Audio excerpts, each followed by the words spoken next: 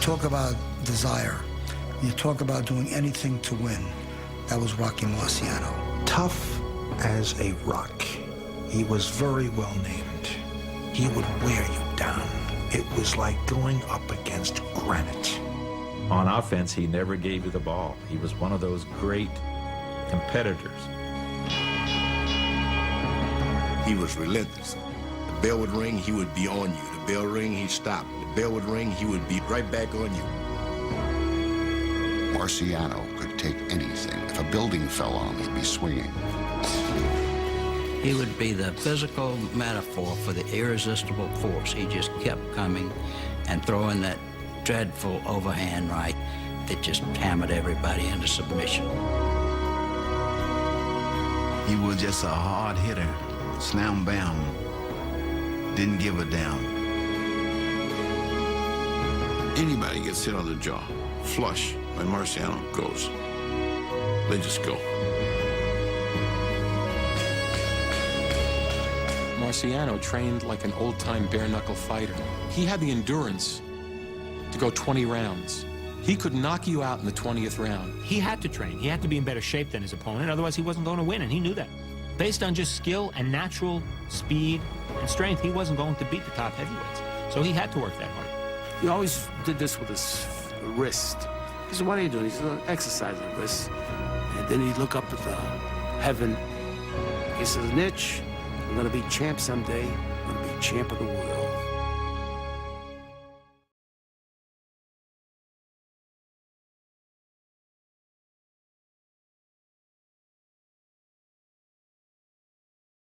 Rocky jabs with his left, and here it comes. You'll see Marciano fire a long-range right that stuns Rex Lane, and then he crumples forward to the canvas.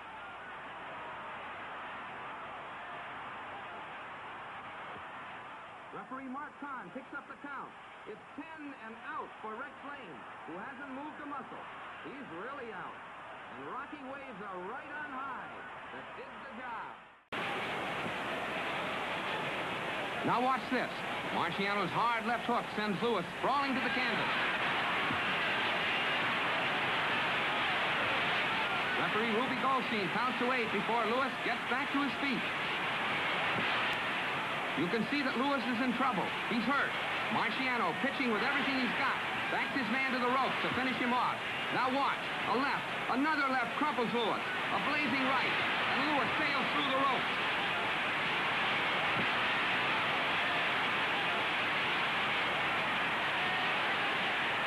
The working press try to help Joe back off the ring apron. Referee Goldstein on the left simply looks at the stricken fighter and knows that the ex-champion is finished for the night. July 28th, the night of the big fight. And here we are at Yankee Stadium along with 25,000 excited fight fans. It's the big moment for Rocky Marciano and Harry Kid Matthews. The winner of this fight will meet heavyweight champion Joe Walcott in September. And plenty of money and prestige is riding on the line tonight.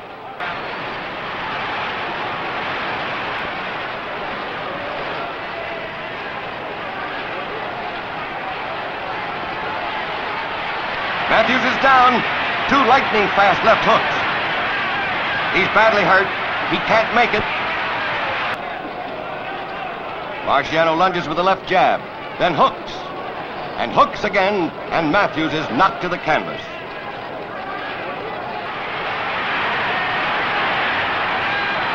Marciano helps Matthews to his feet. Rocky wants to be sure Matthews is all right.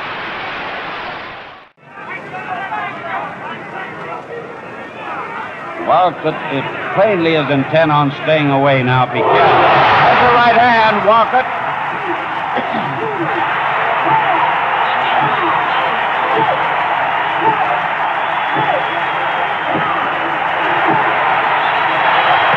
And Rocky Marciano is the heavyweight champion of the world, Rocky Marciano.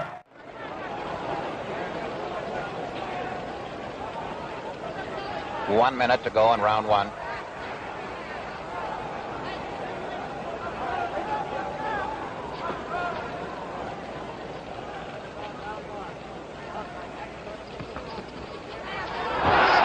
Left hook. 2, 3, Joe down. 3, 4, 5, 6, 7, 8, 7, 8, 9, 10. 10. He didn't get up. Didn't get up in time. Jersey Joe is bewildered. He's slow getting up. The fight is over. Rocky Marciano has a pushover win here tonight. That's where he caught Walcott, you remember, to win the title. Against the ropes. Marciano misses a left hook, then connects with a smashing right. Another right, a left, and another right sends the Stars sailing back through the ropes onto the ring apron. Referee Ruby Goldstein gives the Starza, who's up at 5, the mandatory 8 count, forgetting in the excitement that the rule does not apply to championships. Rocky swarms all over the challenger to follow through his knockdown and end the fight. And there it is, the finish. Referee Goldstein breaks them up, sends Rocky back to his corner. Roland the Starza retires to his corner, a courageous but beaten youngster, a boy who had come on a man's errand and done amazingly well for a while. A boy who thought he could beat the champion because once, 3.5 years ago in the Garden, he had made a close fight of it.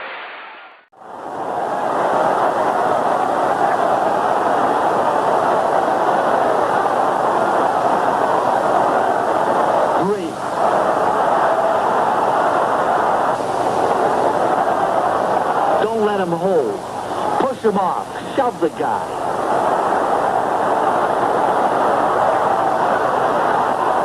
There. That should do it. Al Weil is screaming at me from the corner. What's he gonna tell me now? To knock the guy out? Leave me alone, will you? It's over. He gets under my left. So I just shifted right back again behind the right hand. There's the big right. Terrific left. Right. Just missed the left. Right on the top of his head. The left, and he goes. I knew he wouldn't be able to get up. He surprised me by trying the way he did. Marciano with a left hook and another left hook. And down he goes through the ropes. Now we're in round 9, and Rocky Marciano goes right after Don Cockle again, but Cockle is dead game. What a right hand and a left, and down goes Don Cockle. He's sprawled on the canvas, as you see. He battles to his feet at the count of 5. He's trying to continue. He's still dead game as Don Cockle. Marciano throwing almost wildly now. Rocky is wide open, but he has no fear now of Cockle, and Cockle is down again. When will the referee, Frank Brown, stop this fight? Cockle looks bewildered, dazed, and there he goes once more, and Brown stops the fight. The referee stops. Wearing black trunks, weighing 188 even, the light heavyweight champion of the world and challenger, Archie Moore. Moore. His opponent from Brockton, Massachusetts, wearing white trunks, weighing 188 1/4 pounds, heavyweight champion of the world, Rocky Marciano. Marciano. 15 rounds for the heavyweight championship of the world.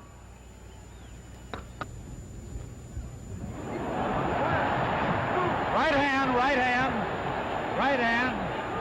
Another right by Rocky. This could be the end. Now he's really touching him. Moore's legs are gone. It's just his instinct. Just his instinct. Maybe the bell. Now he punches back. Now he punches back. Now he punches back. He's taking an awful beating. Look at his leg. 30 seconds. 30 seconds. 30 seconds. 30 seconds.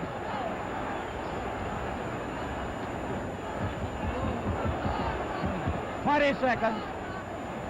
Moore's legs are gone. He's down again. 15 seconds. 7, 8, 9, he got to him, 9. Doesn't mean he still can't punch. He can. And he did. And the bull keeps coming. 10 seconds. Right hand. Right hand. Right hand. 5, 6. That bell saved him. Oh, a good right hand by Moore. A beauty. Just not to steam on it. There he goes. In his own corner. 3, 4, 5, 6, 7, 8, 9, 10. That's all. That's all. Hey, congratulations. Oh, Bill. What kind of a fight was this one, Rock? Archie's a very tough, willing, determined fighter. I didn't think that he would stand up like he did. Congratulations to him. I guess he wasn't just talking up there at North Adams, Mass. Marciano's the only fighter that's probably overrated and underrated at the same time. You know, some people overrate him because he was undefeated, and other guys will underrate him because he fought a lot of these great fighters at a later time in their life. One of the most important ways to measure a fighter's worth is how he came back from a defeat. Marciano didn't have that. Being perfect, he never had a chance to avenge a defeat. With him, it was what he did during his fights. He was behind against Charles. He was behind against Walcott. He came back to beat these guys. He was an engine. He was a person who devoted his life to his dream, to his cause. He typified the many great Italian boxers of his day, the sons of immigrants who only knew how to march ahead in a straight line to get to where they were going. I see his legacy as a fighter as a man of indomitable courage. Rocky Marciano showed what the will to win can do.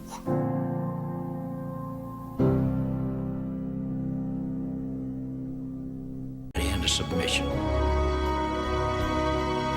He was just a hard hitter, slam bam, didn't give a damn. Anybody gets hit on the jaw, flush, when Marciano goes. They just go. Marciano trained like an old-time bare-knuckle fighter. He had the endurance to go 20. He was relentless. The bell would ring, he would be on you. The bell ring, he'd stop. The bell would ring, he would be right back on you. Marciano could take anything. If a building fell on him, he'd be swinging. He would be the physical metaphor for the irresistible force. He just kept coming and throwing that dreadful overhand right that just hammered everybody.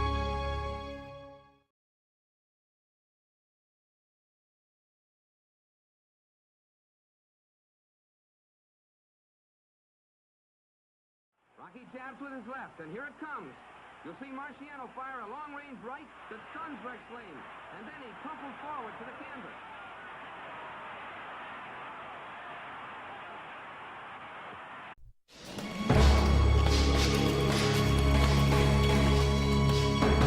You talk about desire. You talk about doing anything to win. That was Rocky Marciano. Tough as a rock. He was very well named. He would wear you down. It was like going up against granite. On offense, he never gave you the ball. He was one of those great competitors. 20 rounds. He could knock you out in the 20th round. He had to train. He had to be in better shape than his opponent, otherwise he wasn't going to win, and he knew that. Based on just skill and natural speed and strength, he wasn't going to beat the top heavyweights. So he had to work that hard. He always did this with his wrist. He said, what are you doing? He's exercising the wrist. And then he'd look up at the heaven.